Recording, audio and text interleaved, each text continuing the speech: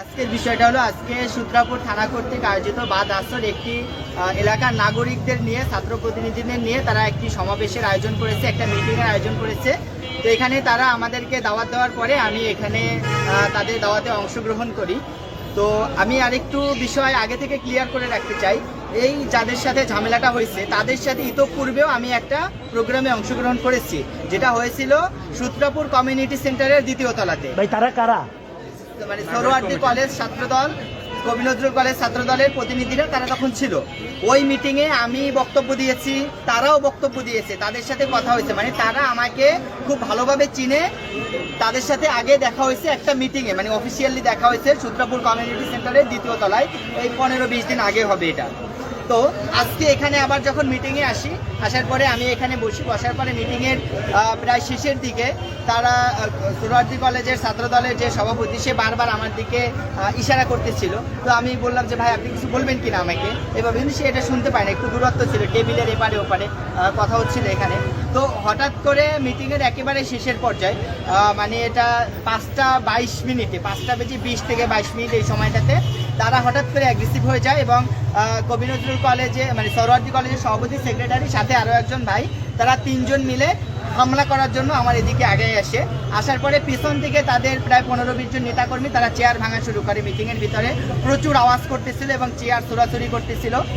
পরে পুলিশের একটা টিম আমাকে ব্যারিকেড দিয়ে আটকাই রাখে যে যাতে করে তারা হামলা করতে না পারে। তো একজন মুরব্বী ছিল যার সাথে আপনারা কথা বলতেছিলেন, আমার ওনার নামটা মনে নেই, তার অনেক বয়স 70+। সে প্রথমে একটু চিল্লাপাল্লা করতেছিল। তো পরবর্তীতে যখন পুলিশ তাকে বলছে বা আমি তাকে বলছি যে ঘটনাটা এটা, সে বুঝতে পারার পরে সে যখন বলছে তাহলে এইটা তো কোনো বিষয় না, তোমরা কেন চিল্লাপাল্লা করতেছো, পরে মুরব্বীকে তারা বারবার মারতে আসছে।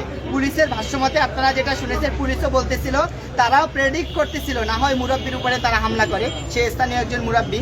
তো আমরা এই বিষয়টা পুরোপুরি অনাকাঙ্ক্ষিত, আমরা এটার সাথে প্রস্তুত ছিলাম না যে এই ধরনের ঘটনা ঘটবে। তবে আমার যেটা ব্যক্তিগতভাবে মনে হচ্ছে এটা এই যে হামলা চেষ্টা এটা সম্পূর্ণ উদ্দেশ্য প্রণোদিত হতে পারে। কারণ হলো এর আগেও তাদের সাথে আমি একটা মিটিং অংশগ্রহণ করেছি এবং জগন্নাথ বিশ্ববিদ্যালয়ের ছাত্রদলের আগের কমিটি বর্তমানে খুব ভালো সম্পর্ক এবং ছাত্রদলের ভাইরা এখানে আসছে ঘটনা শোনার পরে। এমএল ভাই আমাকে ফোন দিয়েছে, আসলাম ভাই আসছে।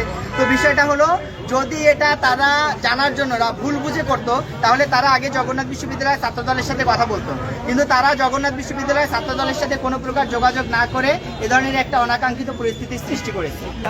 সর্বশেষ আপডেট হলো থানার যে কর্মকর্তারা আছেন, এখানে এসি মহোদয় আছেন, তারপরে হচ্ছে থানার ওসি মহোদয় আছেন, তারপর আমাদের সরকারি প্রক্টর স্যার আসছেন, আপনারা সাংবাদিকরা আসছেন। সবার সামনে এটা আমরা মিটিগেট করার চেষ্টা করছি যে যাতে করে এটা নিয়ে বড় কিছু না হয়। যখন তারা অনেক বেশি ঝামেলা করতেছিল বা বারবার মারতে আসছিল, তখন আমাদের পক্ষ থেকে আমরা পিনপতন নিরাপত্তা অবলম্বন করছি, আমরা কোনো ধরনের উত্তেজিত হওয়ার চেষ্টা করি না। এবং এখনও আমরা সবাইকে আহ্বান জানাচ্ছি যে এই বিষয়টাকে কেন্দ্র করে যাতে করে দেশের রাজনৈতিক পরিস্থিতি কোনো অবস্থায় খারাপ না হয়, ছাত্রদের ভিতরে যাতে কোনো প্রকার সংঘর্ষ না হয় এবং ভুল বোঝাবুঝির মাধ্যমে যাতে করে আমরা দেশে আওয়ামী লীগকে বা ছাত্রলীগকে বা দেশকে অস্থিতিশীল করার মতো কোনো সুযোগ তৈরি করে না দেয়। বিষয়টা এখন সমাধান এবং সবার প্রতি আহ্বান থাকবে এই বিষয়টা নিয়ে কেউ কোনো ধরনের সিন ক্রিয়েট করার চেষ্টা করবেন না দয়া করে, কারণ আমরা চাই না যে দেশের মানে অবস্থা, যে রাজনৈতিক প্রেক্ষাপট বা দেশের ভাবমূর্তি নষ্ট হোক বা এই ধরনের কোনো পরিস্থিতির অবনতি হোক।